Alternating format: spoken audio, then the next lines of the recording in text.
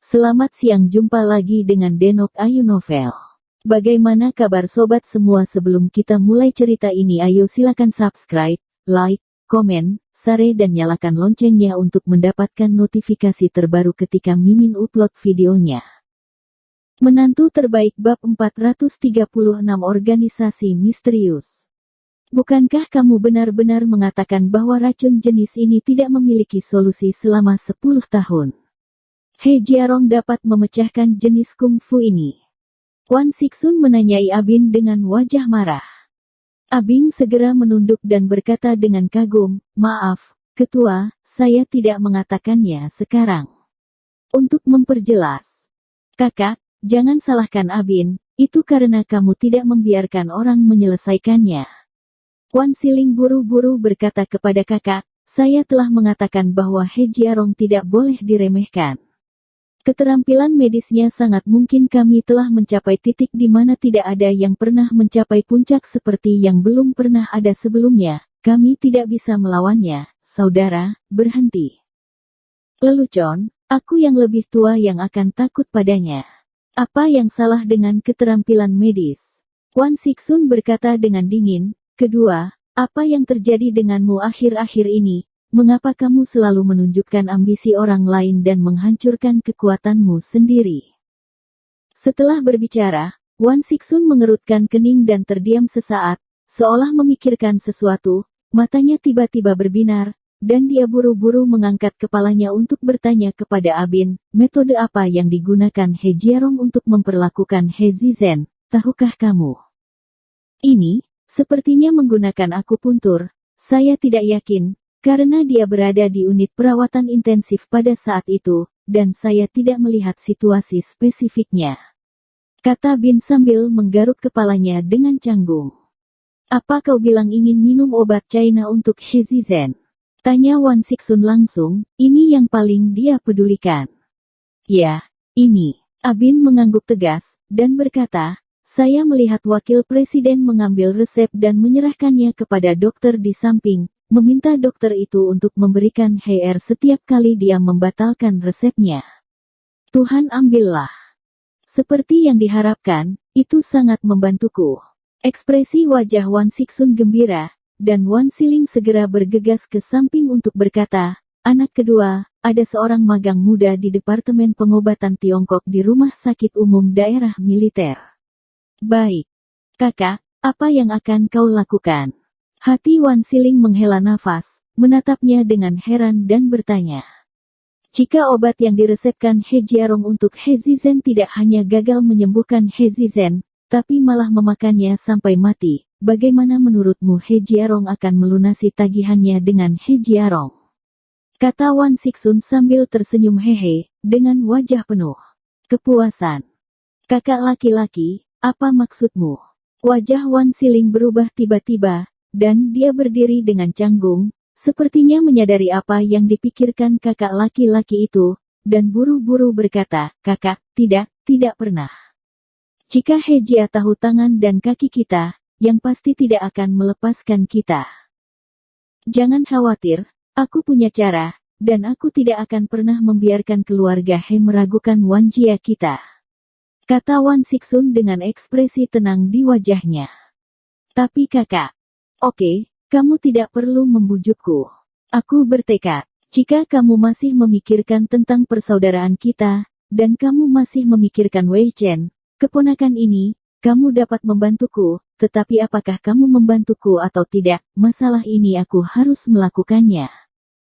Wan Sixun meliriknya dengan dingin, lalu menyipitkan matanya, dan tersenyum pada dirinya sendiri. Jika keluarga He melakukan sesuatu pada He Jiarong, maka Li Qianzu yang setiap persaudaraan pasti akan terlibat.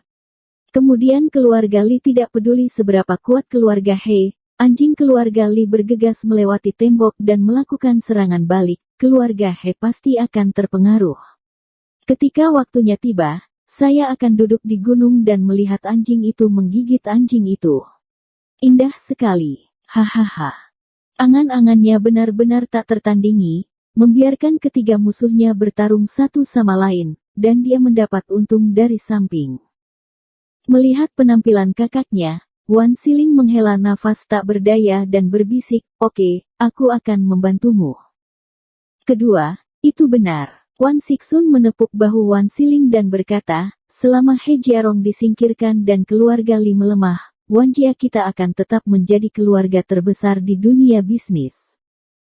Dalam 2 hari berikutnya, selain dari duduk di klinik, Lin Yu memberikan akupuntur He Erie dan Siang Nantian.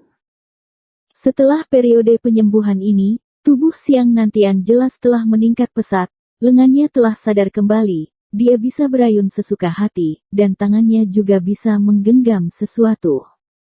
Bu Cheng sangat gembira saat melihat pemandangan ini, dan berkata dengan suara gemetar, "Guru, orang tua Anda akan segera bisa berdiri lagi." "Haha, terima kasih untuk Xiao He." Siang Nantian menepuk bahu Lin Yu dengan penuh semangat, seluruh wajahnya bersinar. "Itu juga tidak bisa dipisahkan dari fisikmu yang lama dan spesial.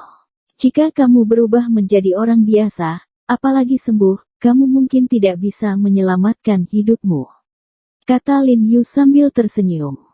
Kemudian dia ragu-ragu sejenak, seolah memikirkan sesuatu, wajahnya menjadi serius, dan dia bergegas ke Nantian dan berkata dengan rasa ingin tahu, "Lao Siang, kamu mengatakan pada saat itu bahwa lukamu ditusuk oleh orang Jepang, kan?" "Tidak buruk." Siang Nantian mengangguk. "Kalau begitu bisakah kau memberitahuku siapa yang menikahmu?" Lin Yu berkata dengan suara yang dalam. Siang Nantian terkejut, dan kemudian tersenyum, "Xiao He, bukannya aku tidak akan memberitahumu, tetapi bahkan jika aku memberitahumu orang ini, kamu mungkin bahkan tidak mengenalnya." "Lao Siang, ini benar-benar belum tentu." Lin Yu mengerutkan kening dan berkata, "Untuk jenis racun ini, nenek moyangnya mengingatnya sebagai sejenis racun yang telah dikuasai oleh seorang pria bernama Senmu Junyuan. Tapi ini waktu yang sangat lama, kecuali Senmu Junyuan ini bisa hidup selamanya, kalau tidak dia tidak bisa masih hidup sekarang."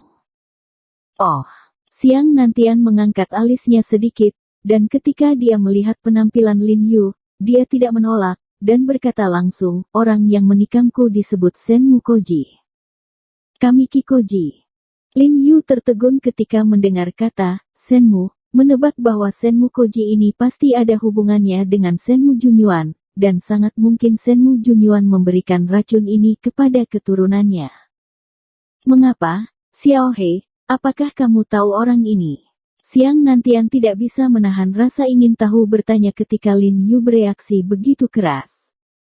"Saya tidak tahu." Lin Yu menggelengkan kepalanya dengan sungguh-sungguh, dan kemudian berkata dengan suara yang dalam, "Tetapi saya tahu bahwa racun jenis ini berasal dari nenek moyang mereka." Setelah mendengar ini, Siang Nantian menoleh dan menatap Bu Cheng, dan keduanya jelas terkejut. "Lao Siang, tidak nyaman bagimu untuk mengungkapkan kepadaku siapa orang ini, atau dari organisasi apa dia berasal?" Lin Yu bertanya dengan tergesa-gesa. Ini, tidak nyaman bagiku untuk mengungkapkan identitasnya, Xiao He, jangan keberatan, aku benar-benar melakukannya untuk kebaikanmu sendiri." Siang Nantian berkata dengan malu-malu, dan kemudian dia berbalik dan berkata dengan bingung, "Itu benar. Mengapa Anda tiba-tiba tertarik dengan masalah ini?"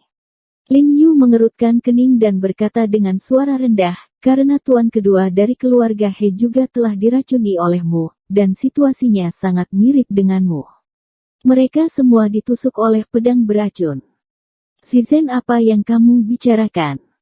Kulit Siang Nantian tiba-tiba berubah, dan tubuhnya tidak bisa menahan untuk tidak bangkit, tetapi tubuh bagian bawahnya masih belum sadarkan diri, jadi dia hanya bisa memegang pegangan tangan Analex dengan kedua tangan, dan mengangkat lehernya dan berkata dengan bersemangat, Dia juga menangkapku seperti ini.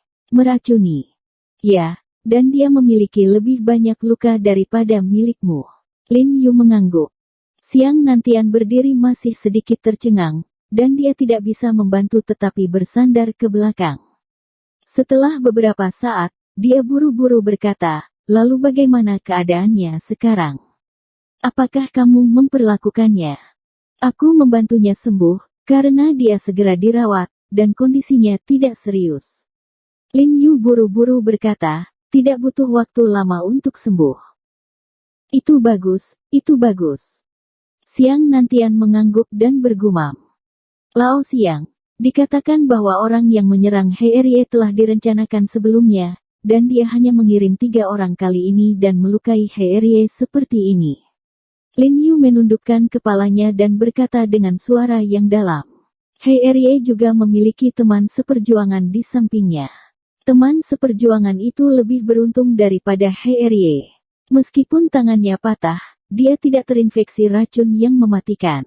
Ketiga orang itu melukai 2 orang He seperti ini, yang menunjukkan bahwa mereka kekuatannya tidak buruk. Latar belakangnya tidak sederhana, jadi sangat mungkin Senmu Koji yang melukaimu berasal dari organisasi yang sama. Saya yakin itu pasti organisasi yang sangat mengerikan. Lin Yu tampak serius dan berkata pada dirinya sendiri bahwa itu pasti organisasi yang dapat melukai Dewa Perang Tiongkok dan organisasi kapten dari kelompok penusuk kegelapan.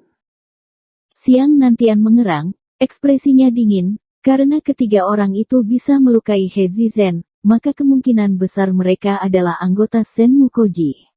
Kelompok orang ini memang sangat menakutkan. Organisasi menakutkan secara internasional, itulah sebabnya orang tua saya tidak mati, tetapi saya ingin bersembunyi di sini dan berpura-pura mati.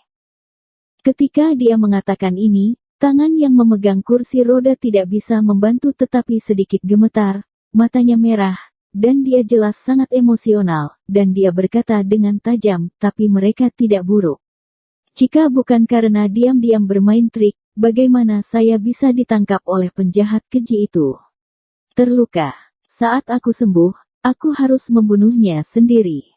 Aku benar-benar tidak dapat membayangkan bahwa Dongying memiliki organisasi yang begitu kuat. Lin Yu mengerutkan kening dan berkata dengan curiga. Dia memikirkannya dengan hati-hati, dan tidak banyak ingatan tentang organisasi pembunuh terkenal Dongying di benaknya. Jiarong, jangan tanya lebih banyak tentang masalah ini. Jika kamu tahu lebih banyak, itu akan merugikanmu. Xiang Nantian tidak bisa menahan nafas, seolah dia tidak ingin mengatakan lebih banyak. Lin Yu melihat penolakan Xiang Nantian 2 kali, tetapi dia tidak memaksakannya, bagaimanapun. Alasan mengapa dia mengatakan hal ini hanya untuk mengingatkan Xiang Nantian. Ketika Lin Yu dan Bu Cheng berjalan kembali, Bu Cheng yang sedang mengemudi, tiba-tiba berkata dengan dingin, Senmu Koji adalah teman guru. Xiang teman lama. Lin Yu tidak bisa membantu tetapi tertegun. Itu sebabnya dia bisa dengan mudah menyakiti Tuan. Bu Cheng berkata dengan rasa dingin yang tiada henti di matanya. Cepat atau lambat, dia akan membayar harga nyawanya untuk pisau ini. Lin Yu tidak dapat membantu menjadi sedikit penasaran ketika dia melihatnya seperti ini, bertanya-tanya apa yang terjadi saat itu. Bagaimana Xiang Nantian bisa berteman dengan orang-orang seperti Koji Kamiki? Karena dia adalah seorang teman, mengapa Senmu Koji membunuh Xiang Lao? Dia ingin bertanya tentang Bu Cheng. Tapi Bu Cheng hanya remaja 10 tahun yang lalu, dan dia mungkin tidak tahu apa-apa. Ketika mereka kembali ke Hui Sengtang, ada sebuah mobil hitam yang diparkir di depan Hui Sengtang, itu adalah mobil Han Bing. Kolonel Han akan datang, saya benar-benar minta maaf karena membuat Anda menunggu. Lin Yu menertawakan Han Bing begitu dia memasuki pintu. Tapi Han Bing tampak serius, menatapnya, dan kemudian berkata dengan dingin, ikuti aku ke dalam rumah, ada sesuatu yang penting untuk kuberitahukan padamu. Lin Yu curiga ketika dia melihat ini, dan tahu bahwa sesuatu pasti telah terjadi, dan buru-buru mengikutinya ke ruang dalam. Bersambung. Terima kasih kepada kalian yang telah menonton video ini. Jangan lupa tekan tombol subscribe-nya dan nyalakan notifikasinya untuk mendapatkan video-video seru lainnya dari Denok Ayu Novel.